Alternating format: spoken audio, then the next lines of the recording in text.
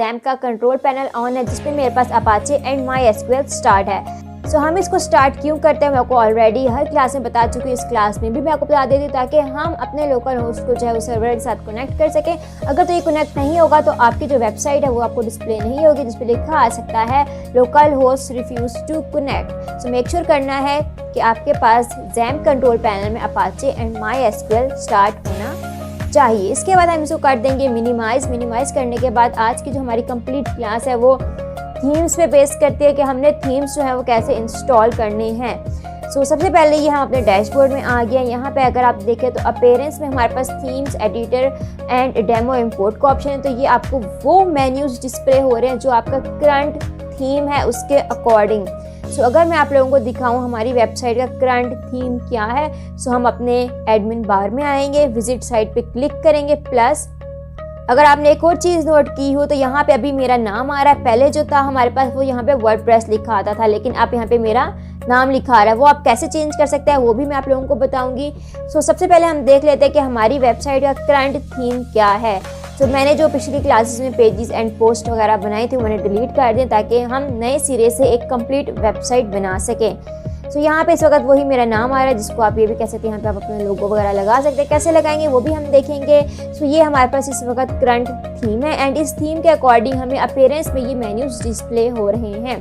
पिछली क्लास में मैंने आपको बताया था अपीयरेंस क्या होता है, कि जहाँ से हम अपनी थीम्स वगैरह को मैनेज कर सकते हैं, इंस्टॉल कर सकते हैं, एक्टिवेट कर सकते हैं, डिलीट कर सकते हैं एंड सो ऑन। एंड ये मेन्यूज हमारे पास हमारे थीम्स के अकॉर्डिंग डिस्प्ले होंगे।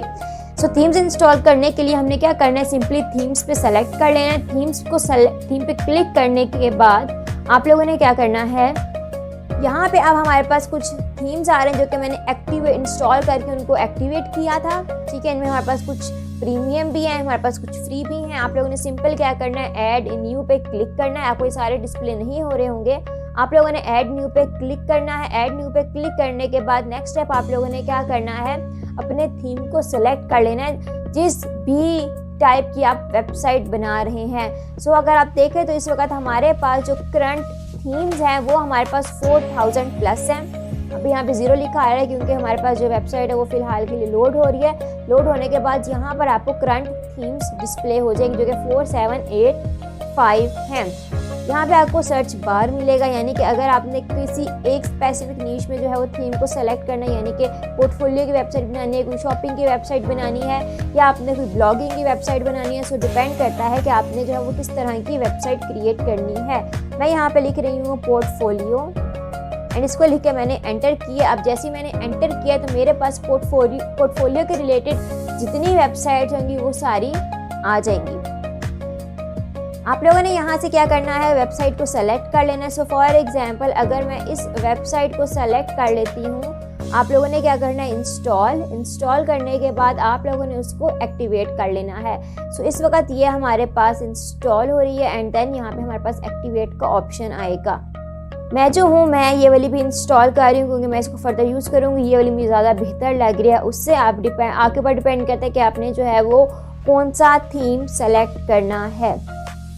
अब देख सकते हैं यूपी वाला मेरे पास इंस्टॉल हो गया है एंड अब यहाँ पे हमारे पास एक्टिवेट लिखा आ रहा है। सो ये हमारे पास करंट थीम है। अब अपने करंट थीम को इस थीम से अगर रिप्लेस करना चाहते हैं तो आप इस थीम को जो है वो एक्टिवेट कर लें एंड देन आपको ये वाला थीम जो है वो डिस्प्ले हो जाएगा। सो मैं नीचे वाला करने लगी जो कि है मेरे पास यू पोर्टफोलियो एंड जैसे ये इंस्टॉल होगा इसको मैं एक्टिवेट कर दूंगी। अब ये हमारे पास हो गया इंस्टॉल। आप इसको प्रीव्यू करना चाहते हैं आप कर सकते हैं एंड अब हमने क्या किया, एक्टिवेट के बटन पे क्लिक कर दिया है। अब हमारे पास ये कुछ इस तरह से डिस्प्ले हो रहा है एंड एक चीज़ आप और देखिए कि अपीयरेंस में हमारे पास मल्टीपल मेन्यूज अब आ गए हैं। मैंने आपको पिछली क्लास में बताया था कि ये मेन्यूज आपके थीम के अकॉर्डिंग आपको डिस्प्ले होंगे और इस वक्त हमारे पास कस्टमाइज है, विडजेट्स है, menu, header, background, demo, import and हमारे पास इसकी इन्फॉर्मेशन एंड सो ऑन।